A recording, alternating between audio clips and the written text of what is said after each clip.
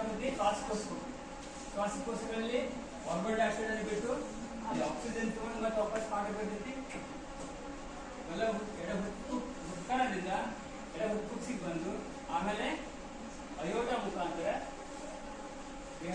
ಗುರುತಿಸೋದಲ್ಲ heart check ಮಾಡ್ಬೇಕಾದ್ರೆ ECG ಮಾಡ್ತಾರೆ ECG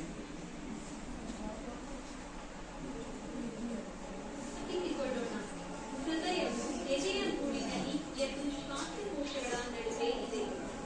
ಹೃದಯವು ಕಾರ್ಡಿಯಾಕ್ ಸ್ನಾಯು ಅಂಶದಿಂದಾಗಿದೆ ಮತ್ತು ಪೆರಿಕಾರ್ಡಿಯಂ ಎಂಬ ರಕ್ಷಣಾ ಕವಚವನ್ನು ಹೊಂದಿದೆ. ಹೃದಯ ಮತ್ತು ಶ್ವಾಸಕೋಶದ ಬಗ್ಗೆ ಹೇಳಿದ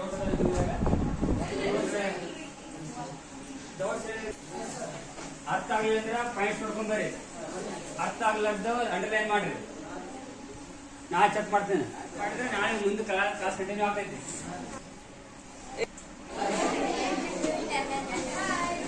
हाँ